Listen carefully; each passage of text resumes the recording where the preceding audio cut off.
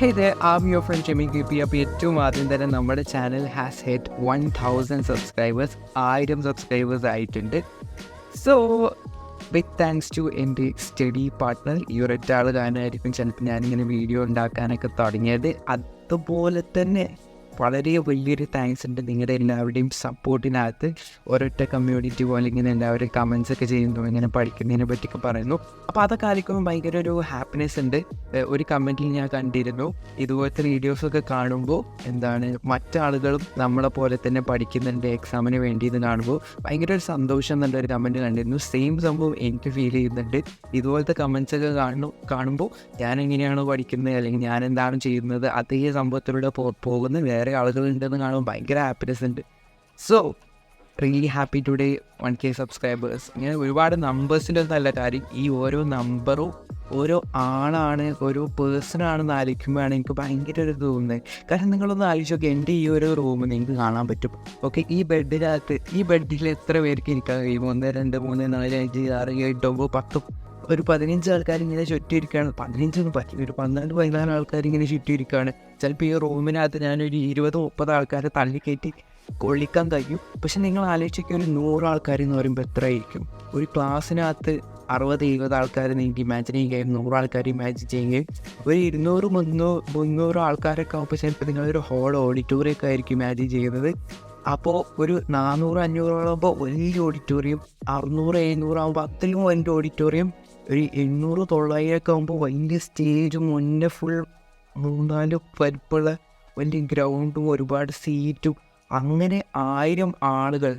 പല സന്ദർഭങ്ങളിലും ഞാൻ പോലും പലരും ഇൻസ്റ്റഗ്രാം അല്ലെങ്കിൽ ഏതെങ്കിലും സോഷ്യൽ മീഡിയാസ് നോക്കുമ്പോൾ അതിനകത്തുള്ള 1000 എന്നുള്ളൊരു നമ്പർ ചെറുതായിട്ടാണ് കാണാറ്.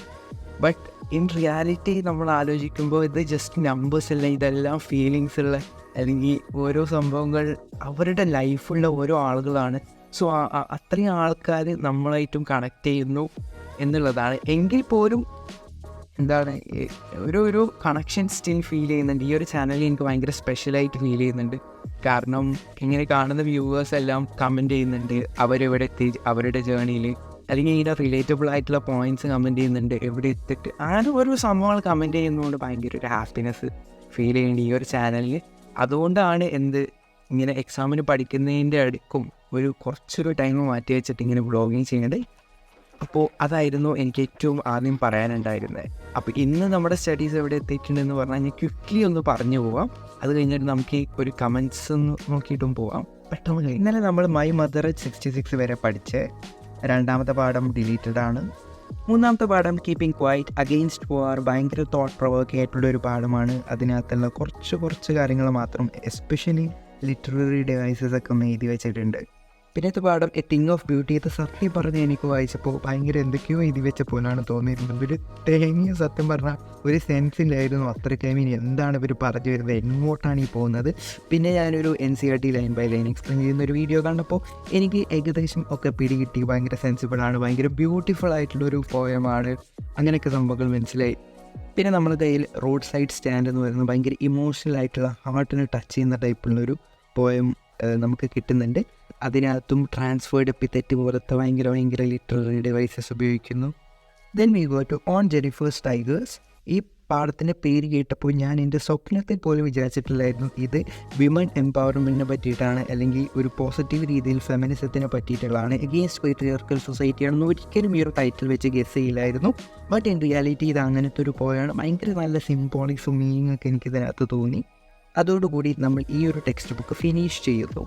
ഓക്കെ, സോ നിങ്ങൾക്ക് കാണാവുന്നതാണ്, ഞാൻ ഇങ്ങനത്തെ NCERT വായിക്കുന്ന വീഡിയോസ് കണ്ടിട്ടാണ് ഇതിൻ്റെ അർത്ഥങ്ങളൊന്നുകൂടി ബെറ്റർ മനസ്സിലാക്കിയത്.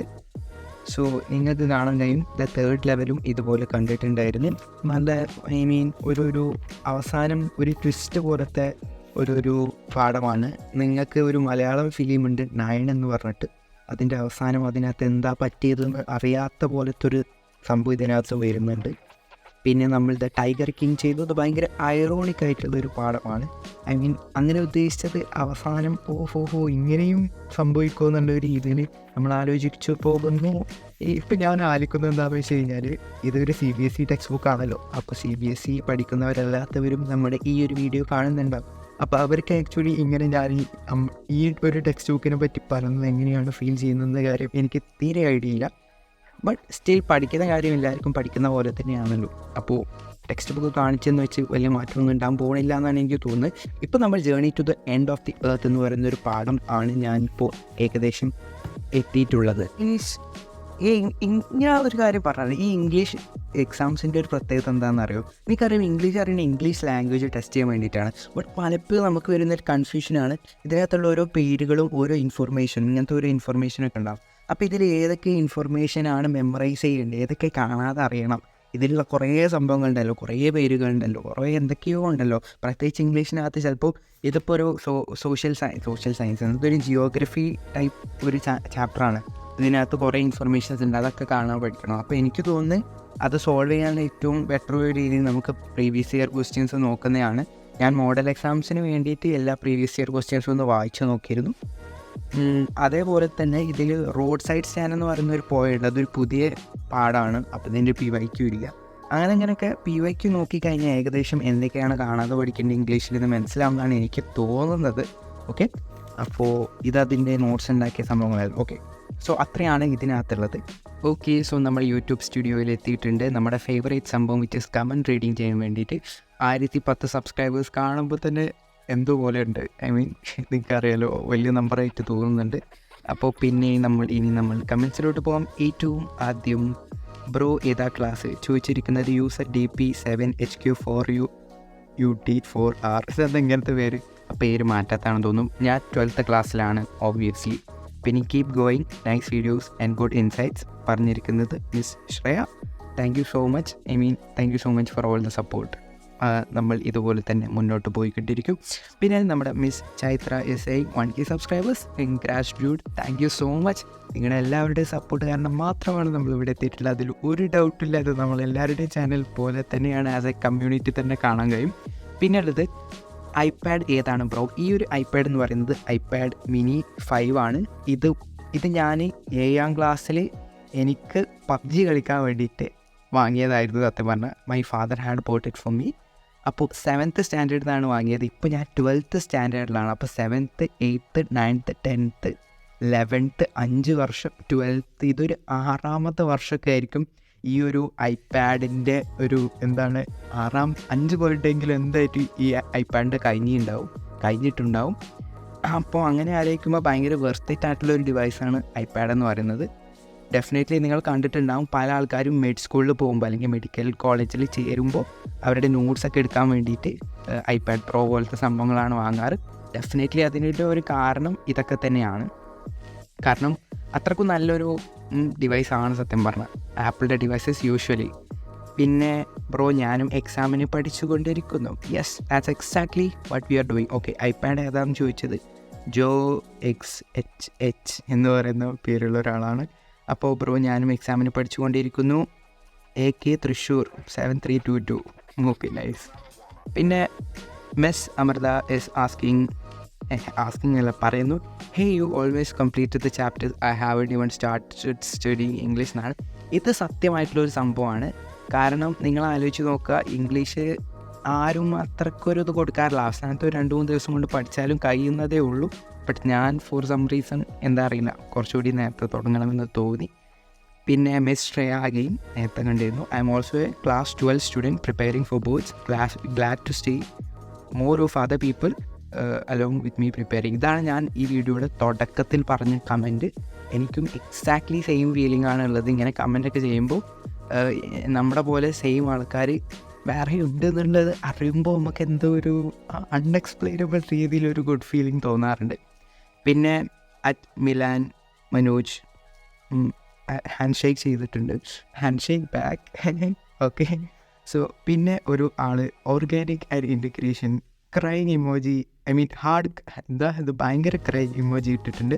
സത്യമാണ്, എനിക്ക് തോന്നിയിട്ടുള്ള ഓർഗാനിക് കെമിസ്ട്രി ഒരു രീതിയിൽ നമ്മൾ ഒരുപാട് ഇങ്ങനെ ക്വസ്റ്റ്യൻസൊക്കെ പ്രാക്ടീസ് ചെയ്ത് കഴിഞ്ഞാൽ ഞാനിങ്ങനെ ചെയ്തിരുന്നു ഏകദേശം അമീൻസ് വെച്ചിട്ട്, എന്ന് വെച്ചാൽ ഹാലോ ആൽക്കെയിൻസും ആൽക്കഹോൾ ഫീനോൾ ഈതറും ആൽഡിഹൈഡ്സ് കീറ്റോൺസ് കാർബോക്സിലിക് ആസിഡിൻ്റെ ക്വസ്റ്റ്യൻസ് ഞാനിങ്ങനെ ചെയ്തിട്ടുണ്ടായിരുന്നു. അപ്പോൾ ക്വസ്റ്റ്യൻസ് ചെയ്ത് കഴിഞ്ഞാൽ ഇങ്ങനെ പ്രത്യേകിച്ച് കൺവേർട്ട് ചെയ്യാനുള്ളത് ക്വസ്റ്റ്യൻസ് ഉണ്ടല്ലോ, അതൊക്കെ ഇങ്ങനെ ചെയ്ത് കഴിഞ്ഞാൽ നമുക്ക് ഏകദേശം ഒരു ഐഡിയ കിട്ടുന്നുണ്ടെന്നാണ് എനിക്ക് തോന്നുന്നത്. പിന്നെ വരുന്ന ചാലഞ്ച്, ഇങ്ങനെയൊക്കെ ചെയ്തിട്ട് ഒരു കാര്യം, ഇങ്ങനെ മാത്രം ചെയ്തിട്ടൊരു കാര്യമില്ല. നിങ്ങളെല്ലാം ചെയ്ത് കഴിഞ്ഞാൽ നിങ്ങൾ മറക്കാൻ സാധ്യതയുണ്ട് ഓർഗാനിക് കെമിസ്ട്രി ഡെഫിനറ്റ്ലി. അപ്പോൾ അതിൻ്റെ റിവിഷൻ, പ്രത്യേകിച്ച് 10ാം ക്ലാസ്സിലെയും +1 കുട്ടികൾ കാണുന്നുണ്ടെങ്കിൽ എന്ത് വന്നാലും നിങ്ങൾ ഏറ്റവും നമ്പർ 1 പ്രയോറിറ്റി കൊടുക്കുന്നത്, പഠിക്കുന്നതിനേക്കാൾ പ്രയോറിറ്റി കൊടുക്കേണ്ടത് ഇടയ്ക്കിടയ്ക്ക് റിവൈസ് ചെയ്യാനുള്ള എന്തെങ്കിലും സിസ്റ്റം ഉണ്ടാക്കുക എന്നുള്ളതിലാണ്. അപ്പോൾ ഓർഗാനിക് കെമിസ്ട്രി ഒരു രീതിയിൽ വിചാരിച്ച് കഴിഞ്ഞാൽ ഏകദേശം എല്ലാം മെമ്മറൈസ് ചെയ്ത് കഴിഞ്ഞിട്ട് ഏകദേശം നിങ്ങൾക്കറിയാം ഓർഗാനിക് കെമിസ്ട്രിയിൽ കുറച്ച് ടൈപ്പ് ക്വസ്റ്റ്യൻസ് വരാറുള്ളൂ. ഒന്നെങ്കിൽ എന്തെങ്കിലും നോമൻക്ലേച്ചർ ആയിരിക്കും, അല്ലെങ്കിൽ give reason for the following ആയിരിക്കും, അല്ലെങ്കിൽ കൺവേർട്ട് ആയിരിക്കും, അല്ലെങ്കിൽ അസേഷൻ റീസൺ MCQ അങ്ങനത്തെ സംഭവങ്ങളായിരിക്കും. അപ്പോൾ ഓർഗാനിക് കെമിസ്ട്രി ഞാൻ കുറച്ചൊക്കെ നോക്കിയതുകൊണ്ട് എനിക്ക് കുറച്ചൊക്കെ ഓക്കെ ആയിട്ടുണ്ട്. ബട്ട് ഇൻ്റഗ്രേഷൻ ഗൈസ് ഞാൻ നോക്കാൻ കുറേ ശ്രമിച്ചിരുന്നു. ബട്ട് അതിലുള്ള ക്വസ്റ്റ്യൻസൊക്കെ കാണുമ്പോൾ നമ്മൾ 4-5-6 സ്റ്റെപ്പ് കഴിഞ്ഞിട്ട് ചെയ്യാൻ പോകുന്ന ഒരു സ്റ്റെപ്പിന് വേണ്ടിയിട്ട് ആദ്യം തൊട്ടന്നെ വേറെന്തോ സംഭവം ചെയ്തു വരുന്നു നല്ല രീതിയിലൊക്കെ ഉണ്ടായിരുന്നു. സോ CBSE ഇൻ്റഗ്രേഷൻ കുറച്ചൊക്കെ ഒന്ന് ടഫാണ്, ബട്ട് ഇമ്പോസിബിൾ അല്ല എന്നാണ് എൻ്റെ മൈൻഡിൽ.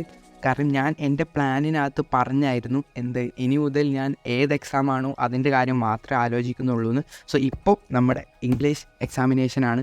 സോ ഞാൻ ഇംഗ്ലീഷിൻ്റെ കാര്യം മാത്രമേ ആലോചിക്കുന്നുള്ളൂ. ഇംഗ്ലീഷ് കഴിഞ്ഞിട്ട് ഞാൻ കെമിസ്ട്രിയുടെ കാര്യം ആലോചിക്കുള്ളൂ. അത് കഴിഞ്ഞിട്ട് ഞാൻ ഫിസിക്സിൻ്റെ കാര്യം ആലോചിക്കുള്ളൂ. അത് കഴിഞ്ഞിട്ട് മാത്രമേ ഞാൻ മാത്സിൻ്റെ കാര്യം ആലോചിക്കാൻ പോകുന്നുള്ളൂ. സോ ഇപ്പോൾ നമുക്ക് ആ കാര്യങ്ങളെല്ലാം പറക്കാം ഗൈസ്. സോ അത്രയുള്ളായിരുന്നു ഇതിന് മുന്നത്തെ കമൻസൊക്കെ ഇന്നലത്തെ വീഡിയോയിൽ നമ്മൾ വായിച്ചതായിരുന്നു. അപ്പോൾ കമൻറ്റ് ചെയ്ത എല്ലാവർക്കും താങ്ക് യു. ഇതുപോലത്തെ ഡിസ്കഷൻസ് എനിക്ക് ഭയങ്കര ഇഷ്ടമാണ്, നിങ്ങൾക്കും ഇഷ്ടമാണെന്ന് പ്രതീക്ഷിക്കുന്നു. സോ ഇത് നമ്മുടെ ബ്ലോഗിങ് സ്റ്റാർട്ട് ചെയ്യുന്ന ഫെബ്രുവരി 14-ാം തീയതി ഉണ്ടാക്കി വെച്ചൊരു സാധനമായിരുന്നു. അതിനകത്ത് 5 ദിവസം നമ്മൾ ടിക്കറ്റ് ഇട്ടിട്ടുണ്ട്. ഇതുപോലെ ഒരു 30 day ചാലഞ്ചാണ്. ചെറിയ വീഡിയോ ആണെങ്കിലും എന്നും അപ്ലോഡ് ചെയ്യുമെന്നാണ് ചാലഞ്ച്. സോ ഇത്രയെങ്കിലൊക്കെ ആയതിൽ ഭയങ്കര ഹാപ്പി ആണ് നിങ്ങളും ഞാനും എല്ലാവരും എന്ന് പ്രതീക്ഷിക്കുന്നു. നാളെ തൊട്ട് ഞാൻ ഏകദേശം വേറൊരു രീതിയിൽ ആക്കാൻ പ്ലാൻ ചെയ്യുന്നുണ്ട്. എന്താണെന്ന് വെച്ച് കഴിഞ്ഞാൽ 12 hour ചാലഞ്ചാണ്. ഞാൻ എക്സാമിൻ്റെ അല്ലാത്ത ടൈമിലൊക്കെ എനിക്ക് 12 hour ചാലഞ്ച് ഭയങ്കരമായിട്ട് ചെയ്യാൻ കഴിയുന്നുണ്ടായിരുന്നു. ബട്ട് മോഡൽ എക്സാം ആയപ്പോൾ എനിക്ക് ചെറുതായിട്ട് ടെൻഷനൊക്കെ വന്നിരുന്നു തുടക്കത്തിൽ. പ്രത്യേകിച്ച് ഇൻ്റഗ്രേഷനൊന്നും ഭയങ്കര ഡിഫിക്കൽട്ടാണെന്ന് തോന്നിയപ്പോൾ ആദ്യത്തെ മോഡൽ എക്സാം തന്നെ മാത്സ് ആയിരുന്നു. അങ്ങനെ ഒരു സംഭവം വന്നിരുന്നു. അപ്പോൾ പിന്നെ ഇങ്ങനെ പഠിക്കുന്ന ടൈമൊക്കെ ചെറുതായിട്ട് കുറഞ്ഞിരുന്നു. ഇപ്പോൾ ഞാൻ വീണ്ടും എല്ലാം ഓക്കെ ആയി, എല്ലാം സെറ്റായി, ഇംഗ്ലീഷ് മാത്രം ആലോചിച്ചാൽ മതി എന്നുള്ള മൈൻഡ് സെറ്റൊക്കെ ആക്കിയപ്പോൾ I think I can do that challenge again. 12 hour challenge അല്ല. സോ നാളെ തൊട്ട് will be doing 12 hour challenge. നാളെ തൊട്ട് ഞാൻ 12 മണിക്കൂർ പഠിക്കുന്നതായിരിക്കും. ഞാൻ ഉദ്ദേശിക്കുന്നത് എന്താണെന്ന് വെച്ച് കഴിഞ്ഞാൽ ഇത് YPT എന്ന് പറയുന്ന ഒരു സ്റ്റഡി ആപ്പാണ്. ഇതിൻ്റെ ഈ ഒരു ആപ്പിൻ്റെ പ്രത്യേകത എന്താണെന്ന് വെച്ച് കഴിഞ്ഞാൽ ഞാൻ ഇതിനെ പറ്റിയിട്ട് മുമ്പൊരു വീഡിയോ ഉണ്ടാക്കിയിരുന്നു. 3 best apps for NEET aspirants എന്ന് പറഞ്ഞിട്ടോ അങ്ങനെ എന്തോ വീഡിയോ. അപ്പോൾ ഇതെന്താണെന്ന് വെച്ച് കഴിഞ്ഞാൽ നമ്മൾ പഠിക്കുമ്പോൾ ഏതെങ്കിലും ഒരു ഗ്രൂപ്പിൽ ജോയിൻ ചെയ്ത് കഴിഞ്ഞാൽ മറ്റ് പഠിക്കുന്ന ആളുകളുടെ ടൈമറും നമുക്ക് കാണാൻ കഴിയും, സ്റ്റഡി ടൈമറും. അപ്പോൾ എൻ്റെ ഒരു ഗോൾ എന്താണെന്ന് വെച്ച് കഴിഞ്ഞാൽ നാളെ തൊട്ട് എല്ലാ ദിവസവും നമ്മൾ ഈ ഒരു ഗ്രൂപ്പ് ക്ലാസ് 12 എന്ന് പറയുന്ന CBSE ക്ലാസ് 12 എന്ന് പറയുന്ന ഗ്രൂപ്പിൽ ടോപ്പിലുണ്ടാവണം നാളെ തൊട്ട്. അതാണ് ഗോൾ. അതിന് 12 hour മതിയാവുന്നതാണ് എനിക്ക് തോന്നുന്നത്. 12 hour ചാലഞ്ച് ആണ് നാളെ തൊട്ട് ഞാൻ എയിം ചെയ്യുന്നത്. So okay. അപ്പോൾ കമൻസൊക്കെ വായിച്ചിരുന്ന നല്ല രസമുണ്ട്. ഇതുപോലെ തന്നെ ഇങ്ങനെ കമൻറ്റൊക്കെ ചെയ്ത് കഴിഞ്ഞാൽ നമുക്കിങ്ങനെ സംസാരിക്കാനും പറ്റും. അല്ലെങ്കിൽ നിങ്ങൾ ആലോചിച്ച് വയ്ക്കുക, ഒരിക്കലും ഒരാൾ വീഡിയോ ഉണ്ടാക്കുന്നു, മറ്റേയാൾ കാണുന്നു, സംസാരിക്കാൻ പറ്റില്ല. അപ്പോൾ ഇനി നമുക്ക് നെക്സ്റ്റ് വീഡിയോയിൽ കാണാം. Till then take care, keep smiling guys.